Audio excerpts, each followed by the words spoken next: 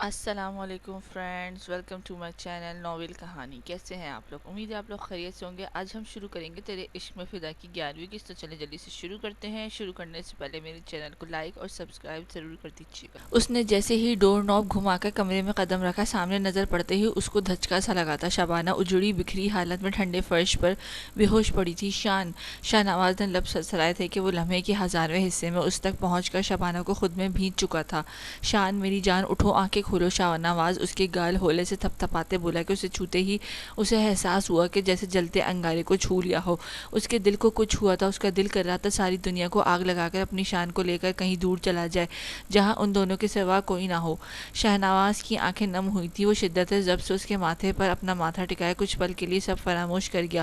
شبانہ کی باتیں، اس کی بے چینی، اس کا غصہ، اس کا ری ایکشن شاہ نواز یاد کرتا لب بھینچ کر رہ گیا تھا۔ کچھ پل اپنے غصے کو ضبط کر کے وہ اس سے دور ہوا اور اسے باہوں میں بھرے بیڈ پر لٹایا۔ اس نے تیزی سے انٹرکام پر ملازمہ کو ٹھنڈا پانی لانے کا کہا تھا اور خود میڈیکل باکس کی جانب بڑھا۔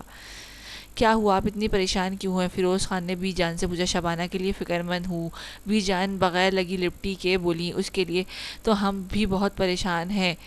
ہمیں لگتا تھا کہ جلد بازی میں ہم نے کہیں غلط فیصلہ تو نہیں کر دیا اور یہی ڈر ہمیں اندر ہی اندر سے کھائے جا رہا ہے۔ شبانہ کا سامنا کرنے کی مجھ میں ہمت نہیں ہے۔ فیروز خان دکھ کے عالم میں اضطرابی کیفیت میں مبتلا بولے۔ نہ جانے کس حال میں ہوگی میری بچی۔ بی جان دل پر ہاتھ رکھتے شدید پریشانی سے بولی۔ آپ گئی تھی وہاں؟ فیروز خان نے پوچھا۔ گئی تھی، پر شبانہ اپنے کمرے میں تھی تو میں عریشہ سے مل کر واپس آ گئی۔ خانم بھی بتا رہی تھی وہ سخت ناراض ہے ہم سے، بی جان نے اداس لہجے میں کہا۔ وہ تو ہوگی ہی، ہمیں عریشہ کی بہت فکر ہے، ہم نے غلط کر دیا ہے، ایک کا گھر بسانے کے لیے دوسری کا اجاڑ دیا۔ فیروز خان دھیمی آواز میں بول کر آنکھیں موند گئے، جبکہ بی جان دوپٹے سے آنکھیں آنسو پوچھتی فیروز خان کو دیکھ رہی تھی۔ بابا، ارتضیٰ نے عبید کو پکارا۔ یس بابا کی جان، عبید نے دیکھ کر مسکرا کر جواب دیا۔ عریشہ پھپھو وہاں کیوں ہے آپ کی؟ بیٹا، آپ کی عریشہ پھپھو اب ادھر ہی رہیں گی، عبید سنجیدگی سے بولا اور اپنے چھوٹے بیٹے ارحم کو گود میں لیے اس کو چھوٹے چھوٹے ہاتھ پاؤں چومنے لگا۔ کیوں بابا؟ ان کی وجہ سے احتشام مجھ سے ناراض ہے، ارتضیٰ عبید کے ساتھ بیٹھتا بولا۔ وہ کس لیے؟ عبید نے اپنے چھوٹے بیٹے کو دیکھا۔ وہ کہتا ہے عریشہ پھپھو کی وجہ سے شبانہ پھپھو روئی ہے بہت، آپ پلیز عریشہ پھپھو کو واپس لے آئیں، احتشام کو اچھا نہیں لگ رہا اور نہ ہی مجھے، ارتضیٰ سنجیدگی سے بول کر اپنے باپ کو دیکھنے لگا جن کے چہرے پر ایک سایہ سا لہرایا تھا۔ آپ عریشہ پھپھو کو گھر لے آئیں گے نا بابا؟ ارتضیٰ نے اپنے باپ کو خاموش دیکھ کر پوچھا۔ عبید ہوں نہ کیے بغیر ہنکارا بھر کر رہ گیا۔ تم تو نکل گئے اور اس کی شادی ہو گئی شاہ نواز سے؟ کیا؟ عدیل نے حیرت سے پوچھا۔ مطلب وہ بچ گئی ہے؟ عدیل نے حیرانگی سے پوچھا۔ ہاں، اور آفریدی خان نے پرائیویٹ ٹیم ہائر کی ہے تمہیں ڈھونڈنے کے لیے اور خود بھی پاگلوں کی طرح تمہیں تلاش کرتے پھر رہے ہیں۔ ہمارے قبیلے بھی آئے تھے، آفتاب نے اسے آگاہ کیا، جبکہ عبیل خباثت سے مسکرایا۔ تم بتاؤ اس خاندان کا جینا کیسا ہے؟ فیروز خان کیسے بیٹھتا ہے؟ جرگے میں بیٹھنے کے قابل نہیں رہا ہوگا۔ عدیل آنکھوں میں شیطانی چمک لیے بولا۔ بڑا ہی کوئی کمینہ ہے تو، عمران نے تجھے بتایا ہی ہوگا یقیناً، وہ قہقہ لگا اٹھا۔ اور تیری جائیداد؟ فیروز نے اسے نیا مسئلہ بتایا۔ جو میرا حصہ ہے وہ تو میں چھین کر رہوں گا اور کچھ وقت کے لیے منظر سے غائب رہنا ضروری ہے۔ عدیل آفتاب کو اپنے آگے کے پلان سے آگاہ کرنے لگا۔ شاہ نواز نے پریشانی کے عالم میں شبانہ کو ٹھنڈے پانی کی پٹیاں رکھی تھی۔ کافی دیر بعد شبانہ کا بخار کچھ کم ہوا اور اس نے مندی مندی آنکھیں کھول کر نظر سامنے شدید پریشان شاہ نواز پر پڑی جو اس کے سامنے بیٹھا پٹیاں کر رہا تھا۔ اس کو سامنے دیکھ کر شبانہ کے زخم نئے سرے سے تازہ ہوئے تھے۔ پیچھے ہٹنے، وہ لڑکھڑاتی دھیمی آواز میں اس کا ہاتھ اپنی پیشانی سے دور جھٹکنے کی کوشش کرتی بولی۔ تمہاری طبیعت ٹھیک نہیں شان، ریلیکس کرو۔ وہ پریشانی سے بولا۔ مجھے بیمار کرنے والے آپ ہیں، آپ دور ہو میں ٹھیک ہو جاؤں گی، وہ اس کی جانب سے کروٹ لیے زہر خند لہجے میں بولی، جبکہ شاہ نواز اس کی پشت کو گھور کر رہ گیا۔ شبانہ پھر سے رونا شروع ہو چکی تھی، اس کا بدن لرز رہا تھا۔ شاہ نواز نے برداشت نہ کرتے جھٹکے سے اس کا رخ اپنی جانب موڑا۔ خبردار، جو میری آنکھوں کو نقصان پہنچانے کی کوشش سوچا بھی تو فوراً سے پہلے رونا بند کرو، شاہ نواز نے کرخت آواز میں بول کر اس کے آنسو انگلیوں کے پوروں سے صاف کیے اور الٹا ہاتھ پیشانی پر رکھ کر بخار کی حدت محسوس کی جو اب کافی کم ہو چکا تھا۔ آپ کو سمجھ کیوں نہیں آ رہی؟ کیوں بار بار میرے قریب آ رہے ہیں؟ جائیں اپنی اس بیوی کے پاس، میرے قریب مت آئیں۔ شبانہ لہجے میں نفرت سموئے چٹک اٹھی، جبکہ اس کی بات پر شاہ نواز کا دل کیا ایک تھپڑ لگا دے اسے۔ خاموش، آواز نہ نکلے تمہاری، ورنہ قریب آنا کہتے کسے ہیں اس کے لیے تمہاری صحت کا بھی خیال نہیں کروں گا۔ وہ اسے بازوؤں سے پکڑ کر اپنی جانب گھسیٹتا ازلی استحقاق بھرے لہجے میں بولا۔ شبانہ بنا اس کی جانب دیکھے اس کے حصار سے نکلنے کو پھڑپڑانے لگی، جبکہ شاہ نواز گہری نظروں سے اس کی کارروائی ملاحظہ فرماتا بنا کچھ کہے اس کے چہرے کو دیکھ رہا تھا، جو بخار کی وجہ سے سرخ پڑ گئی تھی۔ یہ سرخی اس کے چہرے کو مزید خوبصورت بنا رہی تھی۔ اس کے مسلسل مزاحمت کرتے شاہ نواز نے ہولے سے گرفت ہلکی کی کہ شبانہ تیزی سے فاصلہ قائم کر گئی، جبکہ شاہ نواز سرخ غضبناک نگاہوں سے اسے اپنے اور اس کے بیچ کا فاصلہ دیکھ رہا تھا۔ فریش ہو جاؤ، تمہارے لیے کھانا لے کر آتا ہوں۔ اس نے آدھی رات کو ملازمہ کو آواز دینے کے بجائے استحقاق بھری نظروں سے اس پر ڈالتے کمرے سے نکلتا چلا گیا، جبکہ شبانہ بنا اس کی بات پر کان دھرے بے تاثر نگاہوں سے چھت کو گھور رہی تھی۔ کچھ دیر بعد وہ ٹرے اٹھائے اندر آیا تو شبانہ کو آنکھیں موندے پایا۔ اس کو ایک ہی جگہ دیکھ کر شاہ نواز نے گہری سانس فضا کے سپرد کی اور ٹرے ٹیبل پر رکھ کر اس کی جانب بڑھا۔ شبانہ نے خود سے سایہ محسوس کیے آنکھیں کھولی تھی کہ یکدم سے شاہ نواز اسے باہوں میں بھر کر واش روم کی جانب بڑھا۔ کیا کر رہے ہیں آپ؟ چھوڑے مجھے۔ شبانہ نے اس کے شانے کو دونوں ہاتھوں سے جکڑتے کہا۔ جب تم بات نہیں مانو گی تو مجھے منانا آتی ہے۔ وہ ایک نظر اسے دیکھتا واش روم کا دروازہ کھول کر اندر بڑھا اور اسے نیچے اتار کر واش بیسن کا نل کھول کر اس کی مزاحمت اور نفرت بھری نگاہوں کو اگنور کیے اس کے ہاتھ اور چہرہ دھلوا چکا تھا کہ شبانہ فقط گھور کر رہ گئی۔ ایسے مت گھورو، جانتا ہوں بہت پیارا ہوں۔ تم کھانا کھا کر فرصت سے مجھے نہارنا، بدلے میں بھی تمہیں کچھ دے سکوں گا۔ شاہ نواز لب دبائے ہینگر سے ٹاول نکال کر اس کا چہرہ صاف کر کے شریر آواز میں بولا کہ شبانہ سر جھٹک کر رہ گئی۔ بخار کی شدت سے اسے کمزوری محسوس ہو رہی تھی اور بولا بھی نہیں جا رہا تھا۔ اپنی بے بسی پر اس نے آنکھیں پلکوں بھیگتی چلی گئی تھی۔ شاہ نواز بغیر اس کا چہرہ دیکھ رہا اسے باہوں میں بھرے کمرے میں آیا اور اسے یوں ہی اٹھائے صوفے پر بیٹھا۔ مجھے یہاں نہیں بیٹھنا، شبانہ نے اس کے مضبوط بازو کا کمر سے ہٹاتے اکھڑ لہجے میں کہا، جو شادی کر کے اس پر پیار جتاتا اسے مزید اذیت کا شکار کروا رہا تھا۔ تم یہیں بیٹھو گی؟ شاہ نواز اسے مزید خود کے ساتھ لگائے گمبھیر آواز میں بولا کہ نقاہت کے باعث شبانہ اپنی کوشش ترک کرتی خاموشی سے اس کے سینے سے سر ٹکا گئی۔ شاہ نواز نے اسے اپنے ہاتھوں سے کھانا کھلایا تھا اور ساتھ خود بھی کھایا تھا۔ شانور نڈھال سی اس کے سینے پر سر ٹکائے آنکھیں موندے ہوئے تھی۔ یہ لو میڈیسن کھاؤ۔ شاہ نواز اس کا چہرہ اپنے نزدیک کرتا بولا کہ شبانہ نے منہ ہلکا سا وا کیا اور شاہ نواز نے گولی اس کے منہ میں رکھ کر پانی کا گلاس اس کے لبوں سے لگایا۔ شبانہ کی حالت دیکھ کر شاہ نواز اندر سے ٹوٹ پھوٹ کا شکار ہو چکا تھا۔ دل جل رہا تھا۔ وہ جانتا تھا اس کی شان پر کس قدر قیامت ٹوٹ گئی تھی، اس لیے خود کو پہلے سے تیار رکھا ہوا تھا۔ خود پر جبر کرتا پوری دل جمعی سے اس کا خیال رکھ رہا تھا۔ وہ سب جو ناشتے کی ٹیبل پر موجود تھے، ملازمہ کی گھبراہٹ میں ڈوبی آواز گونجی، بی بی جی، وہ جو عریشہ بی بی کو پتہ نہیں کیا ہو گیا، آنکھیں نہیں کھول رہی، اللہ خیر۔ خانم بھی ہول اٹھی، جبکہ شاہ نواز نے نحوست سے سر جھٹکا۔ اس کا بس چلتا تھا وہ خود اس کی گردن مروڑ دیتا۔ جو حرکت وہ کر چکی تھی وہ ناقابل معافی تھی، اس کی وجہ سے اس کی شان کی یہ حالت تھی۔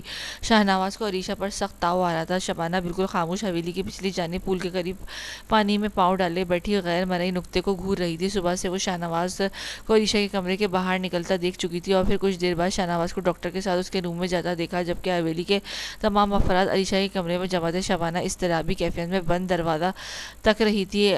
آج اس کا بخار اب اتر چکا تھا پر کمزوری واضح تھی۔ تبھی کچھ دیر بعد ڈاکٹر مسکراتی ہوئی باہر نکلی اور آہستہ آہستہ سب کے کمرے کے باہر نکلے ماں سوائے شاہ نواز کے۔ شبانہ کو ملازمہ سے پتہ چلا کہ عریشہ ماں بننے والی ہے۔ اس خبر نے شبانہ کی رہی سہی ہمت بھی نچوڑ ڈالی تھی کہ وہ زرد پڑتی آنکھیں پھاڑے اس بند کمرے کو دیکھ رہی تھی جہاں شاہ نواز موجود تھا۔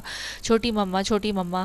احتشام جو کب سے کھڑا اپنی چھوٹی مما کی آنکھوں سے آنسو نکلتا دیکھ رہا تھا، تڑپ کر اس کے پاس آیا۔ شبانہ نے آنسو بھری نگاہوں سے اسے دیکھا جو خود بھی رو رہا تھا۔ احتشام، میں تنہا ہو گئی، میرا کوئی نہیں رہا۔ شبانہ احتشام کو دیکھ کہ دکھ سے بولتی اس کے برابر بیٹھ گئی، جبکہ آنکھوں میں آنسو ہنوز رواں تھے۔ پلیز چھوٹی مما، میں ہوں نا آپ کا بیٹا، آپ اکیلی نہیں ہیں، پلیز مت روئے۔ احتشام بھی روتا اپنے چھوٹے چھوٹے ہاتھوں سے اس کا چہرہ صاف کرتا بولا کہ شبانہ اسے خود سے لگائے ہچکیاں بھرتی رونے لگی۔ مما نہ روئے، مجھے پتا ہے زار چاچو نے اچھا نہیں کیا، جب سے ارتضیٰ کی پھپھو آئی ہیں آپ تب سے رو رہی ہیں، مجھے وہ آنٹی اچھی نہیں لگتی مما۔ احتشام شبانہ کی گود میں سر رکھ کے بولا تھا کہ شبانہ بہتی نگاہوں سے بند کمرے کو دیکھتی وہاں سے اٹھی۔ احتشام، مجھے تھوڑی دیر کے لیے اکیلا رہنا ہے بیٹا، میں بیک سائڈ جا رہی ہوں۔ وہ احتشام کو پیار کرتی بنا اس کی سنے راہداریوں سے گزرتی بیک سائڈ کی جانب آ گئی۔ اپنی سوچوں میں گم وہ اس حویلی اور شاہ نواز سے دور جانے کا ارادہ باندھے اپنی جگہ سے اٹھی تھی۔ تمہیں پتا ہے تم ماں بننے والی ہو؟ شاہ نواز اس سے فاصلے پر اور کھڑا ماتھے پر تیوری چڑھائے بولا کہ یہ سنتے ہی عریشہ کے رونگٹے کھڑے ہو گئے، جسم سے جیسے جان نکل گئی تھی۔ پل میں اس کا جسم سرد پڑا تھا۔ وہ پھٹی پھٹی نگاہوں سے شاہ نواز کو دیکھ رہی تھی جو کینہ توڑ نظروں سے اسے دیکھ رہا تھا۔ مجھے سچ سننا ہے، وہ بنا وقت ضائع کیے بتاؤ کہ تم خود ملنے گئی تھی نا عدیل سے؟ اس کی ماں بننے کی خبر سن کر شاہ نواز کرخت آواز میں استغفار کر رہا تھا، جبکہ عریشہ نظریں جھکائے بیٹھی رو رہی تھی۔ سنا نہیں تم نے؟ شاہ نواز دھاڑا تھا کہ عریشہ نے اس سے ہوئی ساری ملاقاتوں اور فون کا بتا دیا، جبکہ جبکہ یہ سب سنتے شاہنواز کا دل کیا اس کو شوٹ کر دے، مجھے مار دیں پلیز۔ وہ اس کے سامنے ہاتھ جوڑتی بولی کہ اس خبر نے اس کے پیروں تلے سے زمین کھینچ لی تھی۔ وہ ماں بننے والی تھی اور پچھلے کچھ دنوں سے اس کی طبیعت کافی خراب تھی، اور آج اس کے بے ہوش ہونے پر ڈاکٹر نے چیک اپ کر کے بتایا تھا عریشہ چونکہ بے ہوش تھی تو اسے خبر نے اس کے علم میں نہ تھی، اور اب شاہنواز کے بتانے پر وہ شرمندگی کی اتھاہ گہرائیوں میں ڈوبے نظر ملانے کے قابل نہ رہی تھی۔ تمہاری موت یہی ہے کہ جو تم پل پل تڑپ کر مرتی ہو، وہ لمحہ لمحہ ملتی موت تمہاری سزا ہے۔ اپنے کیے کا انجام بھگتو۔ تم جیسی لڑکیاں ہوتی ہیں جو خاندان اجاڑ دیتی ہیں، اور تم نے یہی کیا۔ کوشش کرنا میرے سامنے کم سے کم آؤ، اور جو تم ماتم کرنا ہے اسی کمرے میں رہ کر کرو، اور دوسری بات بھول کر بھی میری بیوی کے سامنے نہ جانا۔ تمہاری وجہ سے ہمیں کافی پیچیدگیاں جنم لے چکی ہیں، یہ نہ ہو تمہاری وجہ سے میری شان مجھ سے دور ہو جائے۔ اگر ایسا ہوا تو میں تمہیں زندہ دفنا دوں گا۔ وہ اسے برفیلے لہجے میں کہتا باہر نکلا۔ شام واپسی پر وہ جلدی گھر آیا تھا۔ صبح وہ شبانہ کو دیکھے بغیر آفس نکل گیا تھا، آج اس کی ضروری میٹنگ تھی۔ میٹنگ سے فری ہو کر اس نے شبانہ کے ہزاروں کال کی تھی پر نمبر آگے سے بند جا رہا تھا۔ اب واپسی ہوئی تو وہ شبانہ کو کمرے میں نہ دیکھ کر اس کا انتظار کرنے لگا۔ جب یہ انتظار طویل اختیار کر گیا تو وہ بے چینی ہی کے عالم میں اپنی جگہ سے کھڑا کمرے سے باہر قدم لیے۔ شبانہ شبانہ شاہنواز اونچی آواز میں شبانہ کو پکارتا زینے اترتا کافی سنجیدہ لگ رہا تھا۔ بلیک جینس پر آف وائٹ شرٹ زیب تن کیے، کف فولڈ کیے، وہ دونوں ہاتھوں کی انگلیوں سے بال پیچھے کی جانب سیٹ کرتا پیشانی پر بے شمار بل ڈالے اضطرابی کیفیت میں مبتلا شبانہ کو مسلسل آوازیں دے رہا تھا، نہ جانے کس کونے میں چھپی ہوئی تھی، جبکہ شاہنواز نے واضح کر رکھا تھا کہ اس کی موجودگی کمرے سے باہر قدم بھی نہیں رکھا کرے گی۔ شاہنواز نے لب بھیچا اور نگاہیں اس کی تلاش میں دوڑائیں۔ کیا ہوا شاہنواز؟ مورے اس کے لال بھبو کے چہرے کو دیکھ کر بولی۔ خانم بھی شبانہ کہاں ہے؟ بمشکل وہ لہجہ نرم کیے سوالیہ بولا۔ پتہ نہیں بیٹا، صبح سے میں نے نہیں دیکھا اسے، مجھے لگا اپنے کمرے میں ہوگی، کمرے میں تو نہیں ہے۔ شاہنواز نے کڑک غصے والی آواز میں گونجی۔ اس نے استفہامی نظروں سے اپنی بھابھی کو دیکھا۔ میں نے بھی نہیں دیکھا۔ ماہین نے بھی لا علمی کا اظہار کیا۔ میں نے صبح دیکھا تھا اسے لان کی طرف جاتے، اس کے بعد سے نہیں دیکھا۔ ارم نے بھی بتایا۔ سمرین جاؤ شبانہ کو دیکھو، اس پورشن میں ہوگی، اسے بلا لاؤ۔ خانم بی نے ملازمت سے کہا۔ وہ خانم بی؟ وہ جی شبانہ بیوی کو میں نے صبح گیٹ سے باہر نکلتے دیکھا تھا۔ جی شبانہ باجی اس پورشن میں نہیں ہے۔ سمرین منمنائی، جبکہ شاہنواز کو لگا جیسے کسی نے جسم میں آگ بھر دی۔ وہ جو پہلے کھول رہا تھا مزید اس کا پارا ہائی ہوا تھا۔ شاہنواز کا چہرہ غصے کی شدت سے سرخ ہو چکا تھا، اس کی آنکھوں میں تڑپ برپا ہوئی تھی، دل و دماغ میں جھکڑ سے چلنے لگے تھے۔ تبھی بغیر رکے آندھی طوفان کی طرح وہاں سے نکلتا، اسے جلد از جلد شبانہ تک پہنچنا تھا۔ اس کے خون میں ابال سے اٹھ رہے تھے۔ اس کے تیور دیکھ کر خانم بھی گھبرا اٹھی تھی۔ اس سے پہلے کہ وہ روکتی، شاہنواز گاڑی میں بیٹھتے ہی سرحد سے آگے بڑھ چکا تھا۔ تم نے حویلی سے باہر قدم رکھ کر اور مجھ سے دور جانے کی سنگین گستاخی کی ہے، جس کا ہٹ جانا تم سود سمیت ادا کرو گی۔ ڈیمٹ! اس سے کا ہاتھ اسٹیئرنگ پہ مارا، دل کر رہا تھا سب کچھ تہس نہس کر ڈالے۔ اسے شبانہ چاہیے تھی، ورنہ وہ جنونی شخص نہ جانے کیا کر گزرتا۔ وہ بپھرا شیر بنا فل اسپیڈ سے گاڑی دورا رہا تھا۔ تمہیں تو میں پاتال سے بھی نکال لاؤں گا شان، اور تم مجھ سے دور جانے کی جرات کر چکی ہو، جس کا سراسر بے معنی ٹھہرے گی، کیونکہ تم میرا جنون ہو، اور اپنے جنون سے دوری ہرگز گوارا نہیں۔ پر جو حرکت تم کر چکی ہو اس کا حساب کتاب میں تمہیں بہت مہنگا پڑنے والا ہے۔ Wait and watch. وہ تحیل میں اسے گویا ہوا تھا۔ یہ کیسا ڈریس ہے رباب؟ ماہین بیگم نے اپنی بیٹی سے پوچھا۔ بالکل اچھا نہیں مورے۔ رباب ایک نظر دیکھ کر منہ بسور کر بولی۔ اچھا یہ نہیں ٹھیک، یہ دیکھو یہ شرارہ ہے، مجھے تو بہت اچھا لگ رہا ہے، تم پر سوٹ کرے گا۔ ماہین بیگم نے کہا۔ نہیں پسند؟ اچھا تو یہ والی فراک دیکھو، کلر نہیں پسند۔ رباب نے فٹ سے نقص نکالا۔ چینج کروا لیتے ہیں نا؟ نہیں مورے بہت ہیوی ہے۔ ہاں تو شادیوں پر ہیوی ڈریسنگ ہی کرتے ہیں۔ وہ رباب کو دیکھ کر گھورتی بولی۔ پر میں نہیں کر سکتی۔ اچھا یہ دیکھو سمپل سا فراک ہے، کیا کہہ رہی ہیں مورے؟ میری شادی ہے نا، میں اتنا سادہ کیسے لوں گی؟ رباب آنکھیں پھیلائے حیرت سے بولی۔ تم چاہتی کیا ہو آخر؟ آدھے گھنٹے سے ہم صرف تمہاری ڈریس دیکھ رہے ہیں، heavy simple sari, frock, sharara gharara اور لہنگا سب تو دیکھ چکے ہیں، تم ہو کے کچھ پسند ہی نہیں آ رہا؟ ماہین بیگم برہم ہوئی۔ ہاں تو نہیں آ رہا نا؟ رباب منمنائی۔ وہ لاشعوری طور پر ارتجا کا انتظار کر رہی تھی کہ ڈریس اس کی پسند کا ہی لینا تھا، اس لیے سب ڈریسز میں نقص نکال کر ریجیکٹ کرتی جا رہی تھی۔ کیسا ڈریس لینا ہے تم نے؟ ماہین بیگم بمشکل لہجہ نرم رکھ کر استفسار کرتے بولی۔ آپ پہلے ان کے ڈریس دیکھیں ورنہ مجھے آنکھوں سے ہی نکل جائیں گی۔ رباب سجل ماہنور کو اشارہ کرتی بولی، جو کب سے اسے کھا جانے والی نظروں سے گھور رہی تھی، جبکہ ان سے فاصلے پر کھڑا زارون ان سب سے بے نیاز اپنے موبائل میں مصروف تھا۔ اس بات پر ماہین بیگم گہرا سانس بھر کر رہ گئیں۔ کسی اور شاپ پر چلتے ہیں مورے، ادھر تو سب رباب کے ریجیکٹ کیے ہوئے ہیں۔ اور ہم وہ نہیں رہیں گے۔ سجل آنکھیں گھماتی بولی، توبہ ہے تم لڑکیوں سے، اتنی پیاری ہو سہی، اتنی پیاری تو ہو سہی، جو ڈریس دیکھنے سے نخرے ختم نہیں ہو رہے۔ وہ ان کی فرمائش پر تپ اٹھی، ان کی بات پر تینوں کا منہ کھلا کا کھلا رہ گیا، جبکہ سیلگر سمیت زارو نے ان کی شکلیں دیکھ کر بھرپور مسکراہٹ لبوں پر سجائی۔ صحیح کہا بڑی مما، سارا وقت تو ان چڑیلوں نے ادھر لگا دیا ہے، حالانکہ اتنا وقت تو ان کو پولر میں لگانا چاہیے تھا نہیں؟ زارون لب دبائے بولا، اور ماہین بیگم نے تائید چاہی۔ اس کی بات پر لڑکیوں کی رنگت یکدم سرخ پڑی تھی اور وہ بڑی بڑی آنکھیں پھیلائے اسے گھور رہی تھی۔ ہم تمہارا خون پی جائیں گے، وہ تینوں چیخیں، اور ماہین بیگم سر پکڑ کر رہ گئیں۔ زارون آنکھیں گھماتا فون پاکٹ میں ڈالے میدان میں اترا تھا۔ بس بس، ثبوت دینے کی ضرورت نہیں ہے کہ تم واقعی چڑیل ہو، ہم سب جانتے ہیں، سمجھتے ہیں، اور اب صبر کرو، کیا کر سکتے ہیں؟ یوں واویلا مچا کر باقی سب کو تو مت ڈراؤ، دیکھو ادھر میری معصوم بہن کو ابھی جیسا بنا ڈالا ہے تم نے۔ وہ ماہنور کو دیکھ کر بولا، جو اپنے بھائی کی جانب گھور رہی تھی، میں اب بھی معصوم ہوں بھائی، ہاں میرے بچے، میری معصوم چڑیل۔ زارون نے اس کا ہاں میں ہاں ملائی، پر چڑیل کہنا نہیں بھولا۔ وہ معصوم ہے، اور ہم سجل نے رونی صورت بنا کر رباب کی جانب انگلی کرتے استفار کیا۔ تم تو ہو ہی خوفناک۔ زارون نے بلا تردد بات ختم کی۔ دیکھ لیں مورے، سجل چیخی، بچپن سے دیکھتی آ رہی ہیں وہ، تم بتاؤ تم کس کو دیکھتی ہو؟ زارون نے بھی حساب برابر کیا۔ کس کو؟ ہاں سجل بھننا اٹھی، میرے بھائی کو۔ زارون نے اس کو اشارہ دیا کہ 2 دن پہلے وہ کچن سے کھڑکی کی لان میں ٹہلتے ساحر کو کسی سے فون پر بات کرتے دیکھ رہی تھی، جبکہ لبوں پر خوبصورت مسکراہٹ رقصہ تھی۔ تبھی کچن میں آتے زارون نے اس کا دوپٹے کا کونا مروڑتے کھڑکی سے لٹکا دیکھ کر زوردار کہکا لگایا تھا کہ سجل ہڑبڑا کر سیدھی ہوتی زارون کو سلواتیں سناتی وہاں تیزی سے باہر نکل گئی تھی۔ اوئے آیا بڑا تمہارا بھائی، کوئی شہزادہ گلفام دیکھ ہی نہ لوں؟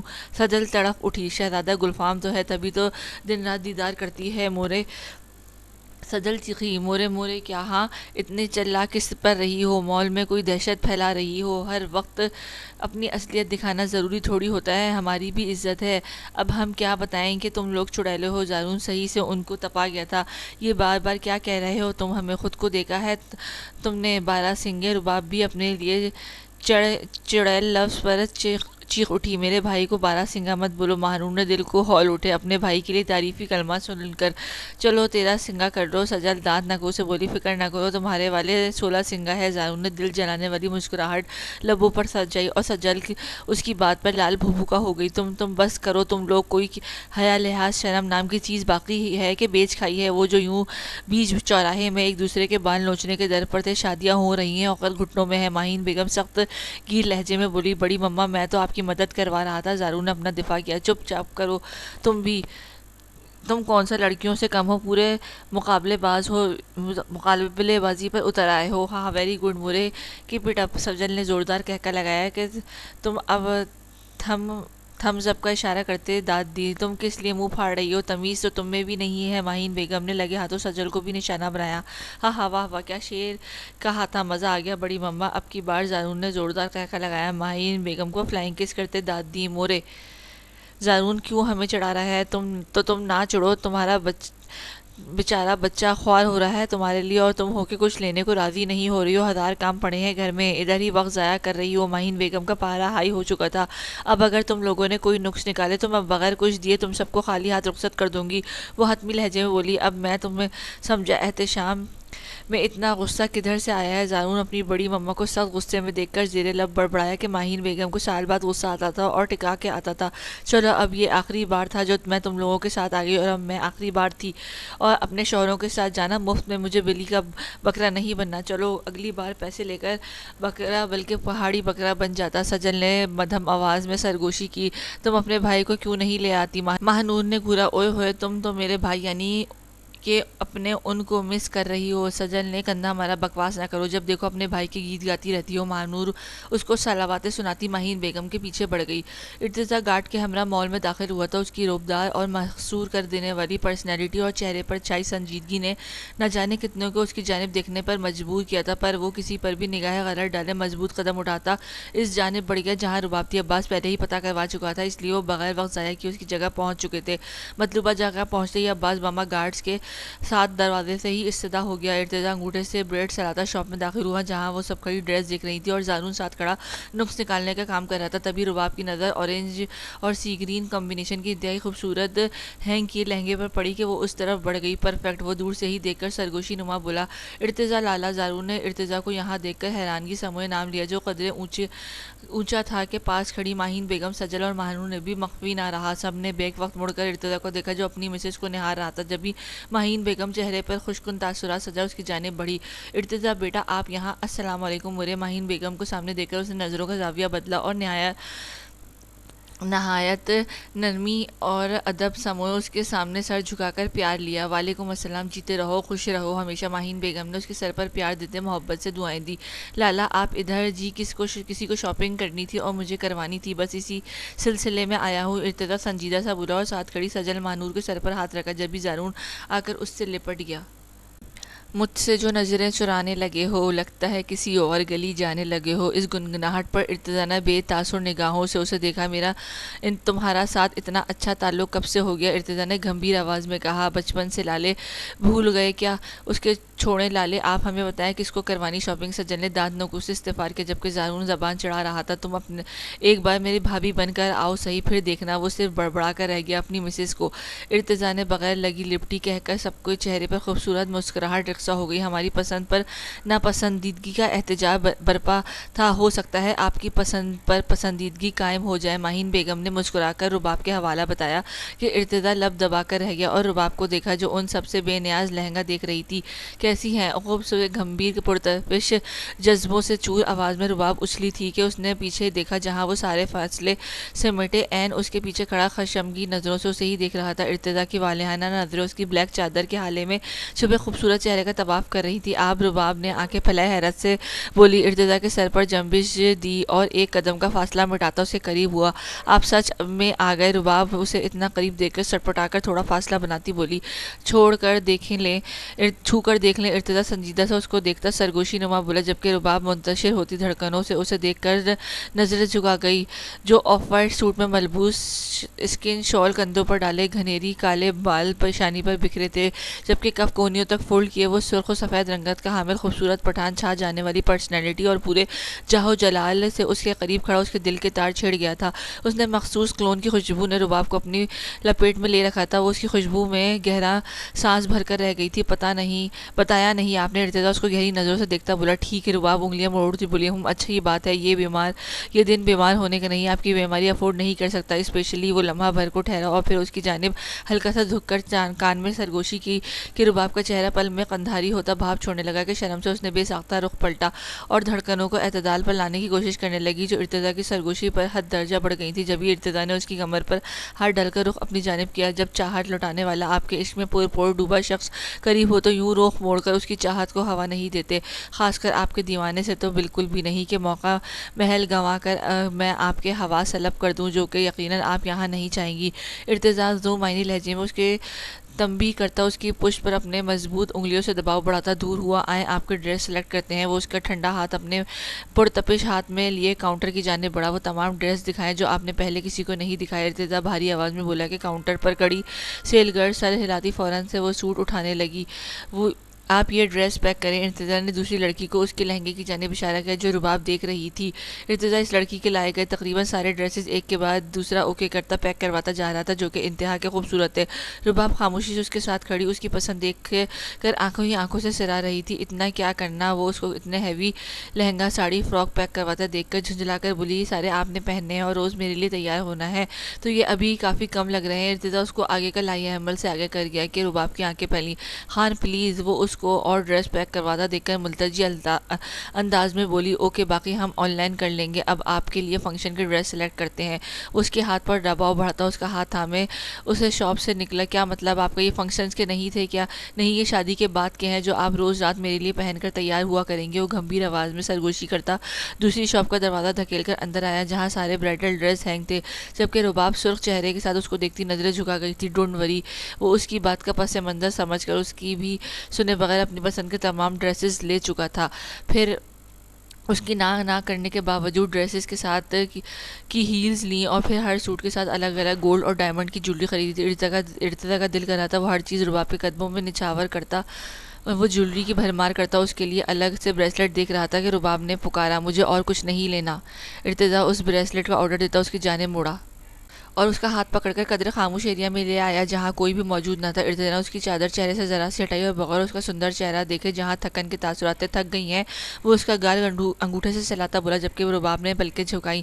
اب آپ کو یہاں آنے کی ضرورت نہیں ہے، آپ کی ضرورت کی ہر چیز آپ تک پہنچ جائے گی۔ ان دونوں آپ سکون سے نیندیں پوری کریں کہ بعد میں آپ کی نیندیں پوری ہوں گی اس کی گارنٹی نہیں دے سکتا۔ ارتضیٰ نے گھمبیرتا کہہ کر اس کی پیشانی پر بوسہ دیا۔ رباب نے بے اختیار دونوں ہاتھ اس کے سینے پر رکھے، اس کی معنی خیز سرگوشی نے اس کی دھڑکنوں میں انتشار برپا کر دیا تھا۔ رباب نے بے اختیار دونوں ہاتھ اس کے سینے پر رکھے، اس کی معنی خیز سرگوشی نے اس کی دھڑکنوں میں انتشار برپا کر دیا۔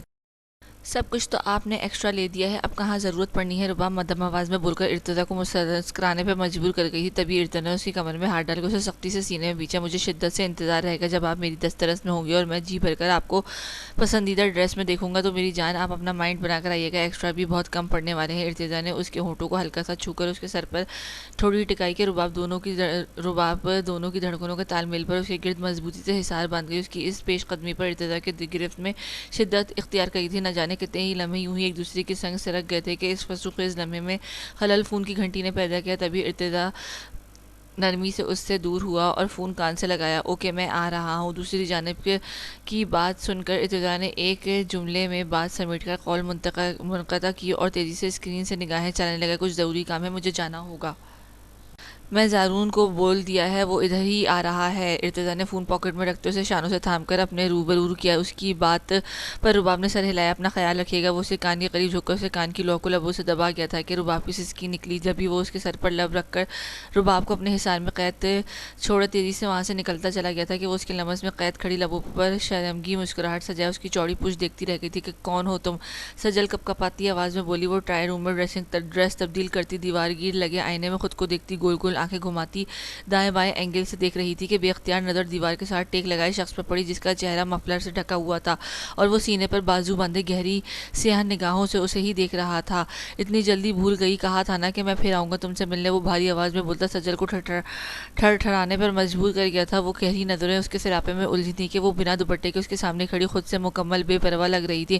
میں نہیں جانتی تمہیں، نکلو ادھر سے، سجل اس کی کالی آنکھوں میں دیکھتی تقریباً چلائی۔ اسے سمجھ نہیں آ رہا تھا کہ وہ کیا کہے، اتنی اچانک اس رات والے شخص کے سامنے دیکھ کر اس کے حواس نے کام کرنا چھوڑ گئے تھے۔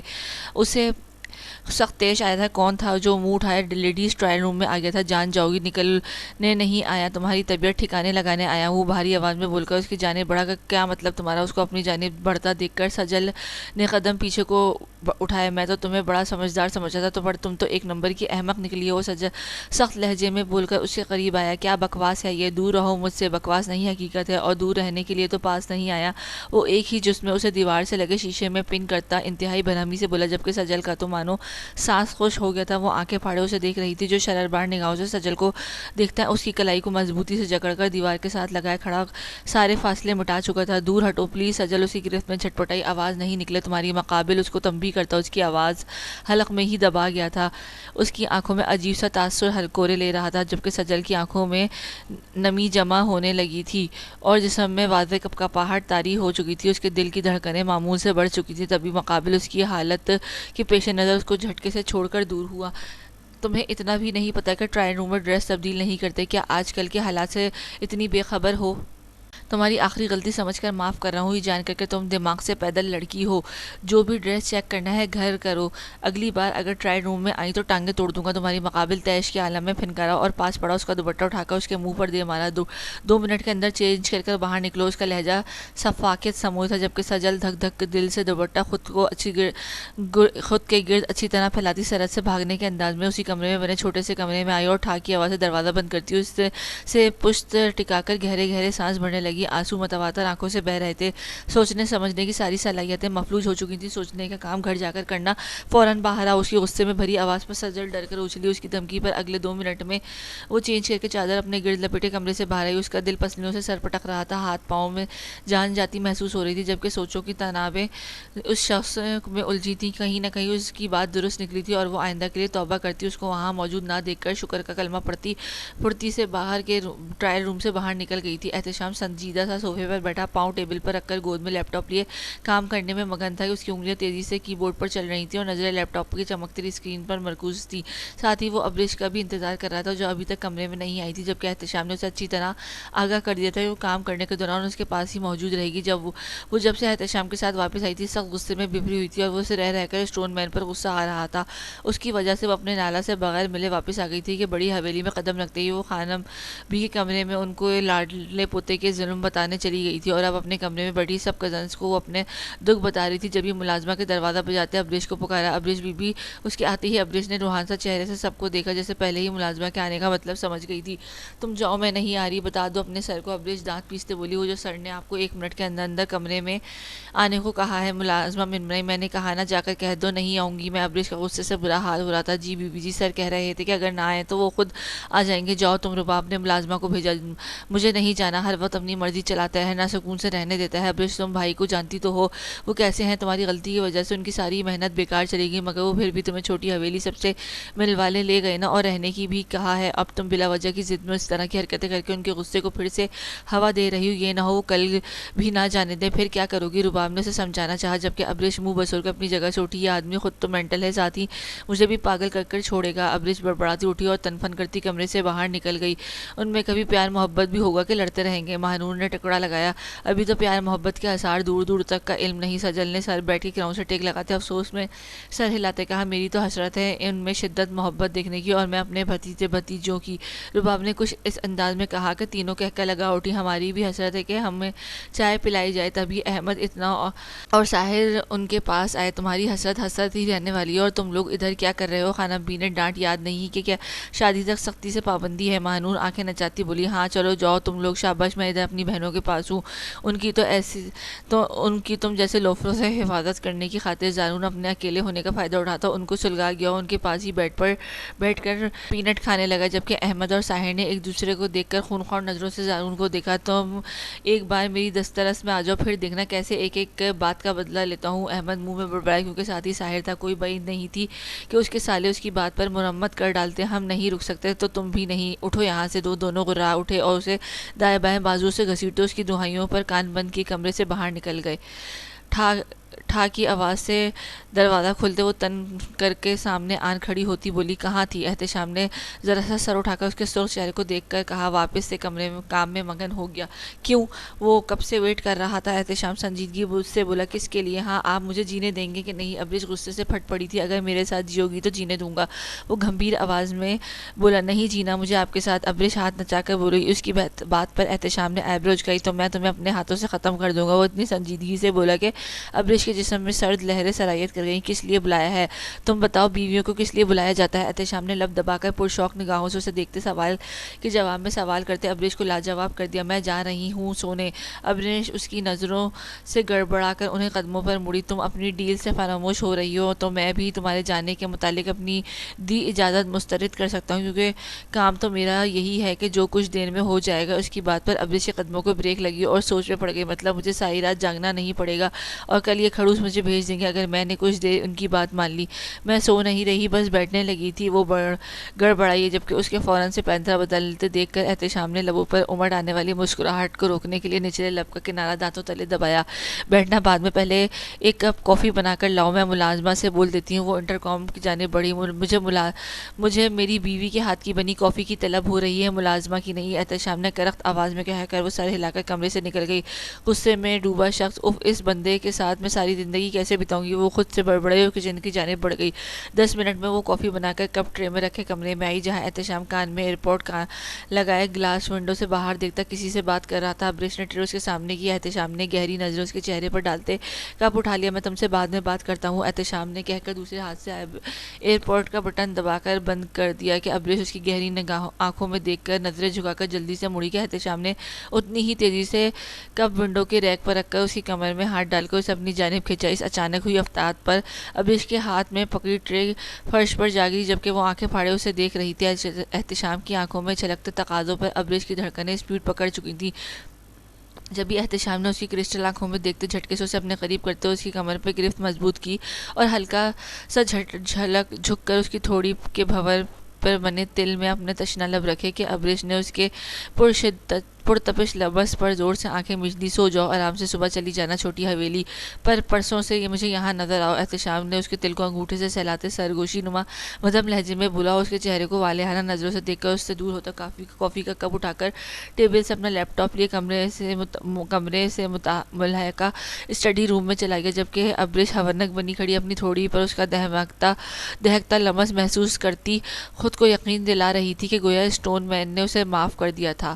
ماضی کہاں گئی ہوگی میری بچی ماہین ارم, یہ صحیح نہیں ہوا. شبانہ کے ساتھ خانم بھی آنسو بہاتی صوفے پر بیٹھ گئی تھی, جبکہ عریشہ جو شور سن کر دروازہ کھولے باہر آئی تھی. شاہنواز کو بفرا شیر بنا خطرناک تیور لیے جاتا دیکھ کر وہ سہمی ہوئی دروازے سے چپک کر رہ گئی تھی. اسے اپنے آپ ظالم لگ رہا تھا, اس کی وجہ سے اس کی بہن کا گھر چھوڑ کر چلی گئی تھی. کتنی اذیت میں ہوگی وہ. کاش میں انکار کر دی تھی. اللہ یہ کیا ہو گیا مجھ سے, میری وجہ سے سب کچھ بکھر گیا. وہ خود سے بڑبڑائی تھی. جبھی خانم بی کی نظر اس پر پڑی چلی گئی ہے شبانہ, صرف تمہاری وجہ سے اس کی ذمہ دار تم ہو, صرف تم. خانم بھی اس کو دیکھ کر غصے سے بولی, کیا کہہ رہی ہو تم, اس میں بچی کا کیا قصور ہے, اس پر کیا قیامت ٹوٹی ہے. لاؤنج میں آتے دلاور خان اپنے بیٹوں کے ساتھ خانم بی کو عریشہ پر غصہ کرتا دیکھ کر گرجے, تو اس کا بدلہ شبانہ سے کیوں لیا جا رہا ہے, اس کا کیا قصور تھا, اس سب میں آپ ہی برابر کے شریک ہیں, ہو جائے خوش. چلی گئی آپ کی بہو گھر چھوڑ کے. خانم بھی ان کو آئینہ دکھاتی بولی کہ دلاور خان سمیت سب گھر کے مرد حیران پریشان ہو اٹھے تھے. انہوں نے تو کبھی اس متعلق سوچا تک نہ تھا. شبانہ کہاں ہے میری بچی.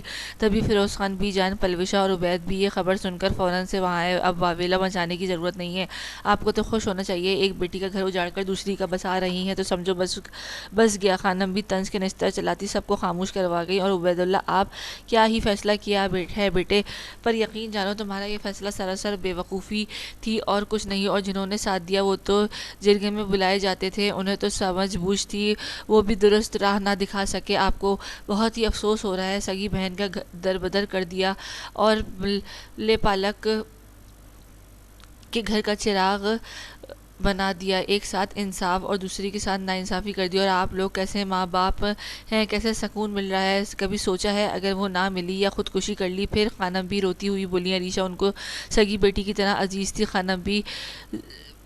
عبید ہال اٹھا, آپ کو کیوں بے سکونی ہو رہی ہے, خوش ہو جاؤ. اور آپ نے سب سے زیادہ غصہ مجھے شاہنواز پر ہے, جس نے جانتے بوجھتے رضامندی دے دی. اچھا ہے, اب ڈھونڈے پاگلوں کی طرح. آپ سب کی سزا ہی یہی ہے, وہ جو اتنے دنوں سے خاموش تھی کہ آج پھٹ پڑی اور سب کو آئینہ دکھا ڈالا. ان کی آنکھوں کے سامنے سے شبانہ کا بے یقینی سموئے آنسو سے زرد چہرہ ہٹ ہی نہیں رہا تھا. کہاں گئی ہے میری چھوٹی مما. تبھی احتشام آیا اور ان سب کی بات سن کر وہ تقریباً چیخا. چھوٹا سا احتشام غصے سے بھرا سب کو گھور کر دریافت کر رہا تھا, جبکہ اس کے یوں پوچھنے سب نے حیرت سے مارے اس چھوٹے سے بم کو دیکھا تھا جو پھٹنے کے لیے تیار تھا. اس کا سفید چہرہ کانوں سمیت غصے سے سرخ ہو گیا تھا. اس کو دیکھ کر انتہائی پریشانی میں بھی سب کے چہرے پر مسکراہٹ در آئی تھی.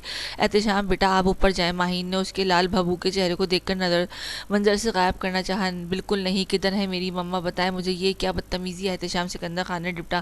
میں بدتمیز ہی ٹھیک ہوں, جب تک میری مما مجھے نظر نہیں آتی میں ایسے ہی رہوں گا. آپ سب نے بہت رلایا میری چھوٹی مما کو. آج وہ کہہ رہی تھی کہ ان کا کوئی نہیں ہے, وہ بالکل اکیلی ہو گئی ہیں, پر وہ اکیلی نہیں ہے, میں ان کے ساتھ ہوں. مجھے میری چھوٹی مما چاہیے, ورنہ میں بھی گھر چھوڑ کر چلا جاؤں گا دادا جان. احتشام غصے سے بولتا. اس کے شدید چھوٹے ایک کٹیلی نظر احتشام غصے سے عریشہ پر ڈالتے دوڑتا ہوا کمرے میں بند ہو گیا, جبکہ وہ سب حق تک سے ایک دوسرے کو دیکھ رہے تھے. جاؤ ڈھونڈو ہماری بہو کو. دلاور خان سخت لہجے میں اپنے بیٹوں سے بولے, اور خانم بھی کو دیکھا جو اس سے رخ موڑ گئی تھی, جبکہ پلوشہ اور ارم اب بھی جان کو سہارا دیے صوفے تک لائی تھی, اور ماہین بیگم روتی ہوئی عریشہ کی جانب بڑھ گئی تھی. تمہیں پتہ ہے تمہارے بابا کو کس نے مارا ہے. عباد خان لاؤنج میں بیٹھے فراز اور بینش کے پاس ہی بیٹھے ان کے چھوٹے چھوٹے دماغوں میں زہر بننے کا کام کر رہا تھا. کس نے. عبید اللہ نے مارا ہے, تمہارے مورے کا کزن اور تمہارا ماموں. میں نے دیکھا تھا عبید ماموں نے جب گولی چلائی تھی میرے بابا پر. فراز نے وہ واقعہ آتے کہا. میں نے بھی دیکھا تھا. بینش نے بھی تیزی سے سر ہلاتی کہا. اور تمہارے چچا کو بھی انہوں نے یہاں سے نکال دیا ہے. جبکہ بینش اور فراز بڑی خاموشی سے اس کی باتیں سن رہے تھے. وہ بڑی اچھی طرح ان کی برین واشنگ کر رہا تھا. تبھی ماہم وہاں آئی. جب سے عثمان کی موت ہوئی تھی ماہم نے بڑی حویلی جانا کم کر دیا تھا. اسے عبید اور اس کی پوری فیملی سے نفرت سی ہو گئی تھی. عبید نے اس کا سہاگ اجاڑا تھا. اس کے بھائی شاہنواز نے اس کی حمایت کی. یہ بات اس کو اندر سے چھلنی کر گئی تھی. بظاہر تو مسکرا کر سب سے ملتی تھی, پر اندر سے وہ سب کی نفرت کی نگاہ سے دیکھتی تھی. اور سب سے زیادہ تو غصہ اسے عریشہ پر تھا. اس کی وجہ سے اس کی ہستی بستی زندگی اجڑ گئی تھی. ورنہ جرگے میں عبید کے خلاف فیصلہ اٹھا تھا کہ بس ملازموں کی بات سنیے اور عبید کی دلیل پر بات حویلی میں ختم کر دی تھی اور عثمان کا قتل غیر متوقع ٹھہرایا گیا تھا، جس پر عبید کو بے قصور ٹھہرایا گیا تھا کہ عثمان نے خود جھڑپ کی تھی۔ اس فیصلے نے ماہم کو اندر تک ہلا دیا تھا کہ ان کو اپنی بیٹی کی زندگی اجاڑنے کی فکر تک نہ تھی اور ابھی بھی اپنے بھائی کے بچوں کی طرفداری کر رہے تھے۔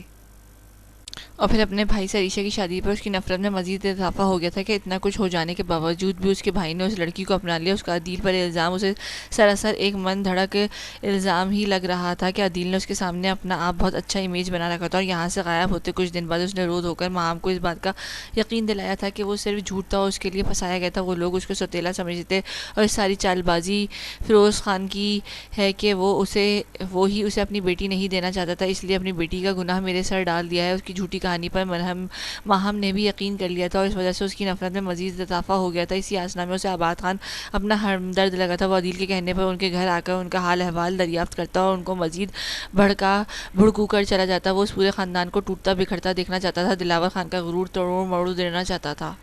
کیا باتیں ہو رہی ہیں؟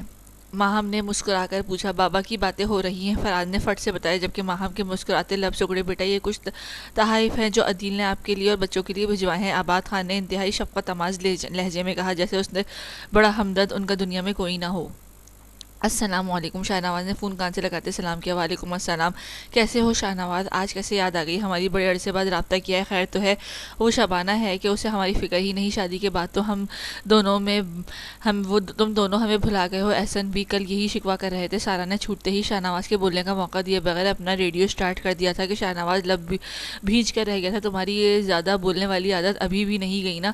شاہ نواز نے سنجیدگی سے کہا تو سارا مسکرا پڑی۔ اب تو تم ہی بتاؤ، اچھے دوست بھول جائیں تو بندہ شکوہ بھی نہ کرے۔ سارا مسکراتی آواز میں بولی۔ شبانہ تمہارے آئی ہے کہ؟ شاہ نواز نے سر جھٹک کر شبانہ کے متعلق استفسار کیا۔ نہیں تو کیوں، اس نے آنا تھا کہ؟ سارا نے الجھتے پوچھا۔ کل کہہ رہی تھی اچانک جا کر تمہیں سرپرائز دے گی۔ شاہ نواز نگاہیں روڈ پر مرکوز کی۔ بولا اچھا، پر ابھی تو نہیں آئی سارا، مجھے ضروری کال آ رہی ہے۔ شبانہ تمہارے پاس آئے تو مجھے فوراً انفارم کر دینا۔ شاہ نواز بغیر دوسری جانب کی سنے اپنی سنا کر کال کٹ کر گیا تھا۔ کہاں جا سکتی ہو تم شان؟ شاہ نواز اضطرابی کیفیت میں جھنجھلایا ہوا سا اسٹیئرنگ پر ہاتھ مارے دھاڑا۔ ڈیم اٹ، ایک بار تم مجھے مل جاؤ، بیڑیاں ڈال کر ساری زندگی کمرے میں بند رکھوں گا۔ وہ اسٹیئرنگ گھماتا تخیل میں شبانہ ہی کو اپنے خطرناک عزائم سے آگاہ کرتا بولا۔ عریشہ پھپھو آپ کیوں رو رہی ہیں؟ ارتضیٰ عریشہ کے پاس آتا بولا۔ کیونکہ میں بہت بری ہوں جان۔ وہ ارتضیٰ کو دیکھ کر ہچکیاں بھرتے بولی۔ عریشہ پیار سے ارتضیٰ کو جان کہتی تھی۔ تھوڑی دیر پہلے ہی وہ پرویشہ کے ساتھ اپنے پورشن میں آ گئی تھی، وہاں اس کا دم گھٹ رہا تھا، اوپر سے اس کی طبیعت بھی کافی خراب سی تھی، جبھی پرویشہ عبید کے کہنے پر اسے یہاں لے آئی تھی۔ نہیں، آپ بہت اچھی ہیں، ارتضیٰ ان کے گلے لگاتے معصومیت سے بولا، جبکہ عریشہ لب کچل کر رہ گئی تھی۔ نہیں جان، تم نہیں جانتے میں نے بہت برا کیا ہے، سب خراب ہو گیا۔ عریشہ اس کے لبوں میں انگلیاں پھیرتی دل کا بوجھ ہلکا کر رہی تھی۔ کیا خراب کیا ہے آپ نے؟ وہ سر اٹھا کر بولا۔ تم ابھی چھوٹے ہو اس لیے نہیں بتا سکتی۔ اچھا، جب میں بڑا ہو جاؤں گا تب بتا دینا، اب آپ روئیں تو نہیں۔ اور ہاں، آج میں آپ کے ساتھ سوں گا، میں نے آپ کو بہت مس کیا۔ ارتضیٰ اس کی گود میں سر رکھ کر بولا۔ ارتضیٰ، احتشام ارتضیٰ کو پکارتا اندر آیا۔ احتشام آ جاؤ تم، دیکھو میری پھپھو گھر آ گئی، اب تم برا نہیں مناؤ گے؟ ارتضیٰ اٹھ کر اس کے پاس آیا، پر احتشام کی نفرت بھری نگاہیں عریشہ پر جمی تھی۔ ارتضیٰ، تم میرے دوست ہو نا؟ احتشام نے پوچھا۔ کیوں نہیں؟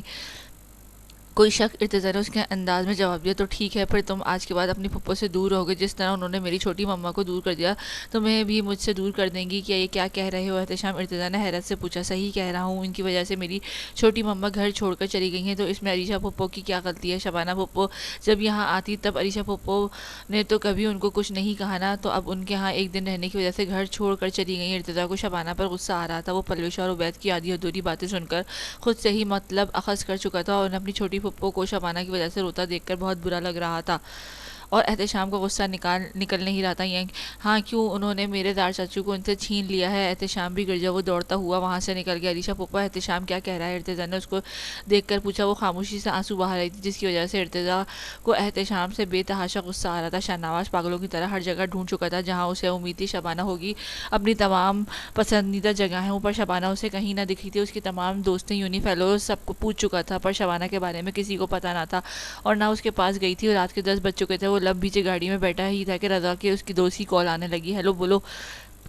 شاہ نواز نے گاڑی سٹارٹ کرتے کال یہ اس کی کان سے لگایا ہے۔ شاہ نواز بھابھی کا فون آن ہوا ہے، ابھی کچھ دیر کے لیے ان کی لوکیشن سوات پیلیس ہوٹل گوریا میں شو ہو رہی ہے، یہ سن کر شاہ نواز کے تڑپتے پھڑکتے دل کو سکون ملا تھا۔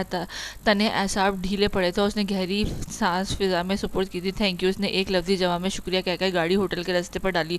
اس کا بس نہیں چل رہا تھا، وہ اڑ کر وہاں پہنچا۔ چند گھنٹوں کی دوری نے اس کی جنونیت میں اضافہ کر دیا تھا، اس کی غیر موجودگی میں وہ پاگل سا ہو اٹھا تھا۔ وہ شبانہ کو احساس دلانا چاہتا کہ اس نے شاہ نواز سے دور جانے کی کتنی بڑی غلطی کی ہے۔ حساب دینے کا وقت آ گیا ہے جناب، وہ ڈیش بورڈ ڈرائیونگ کرتا بڑبڑایا۔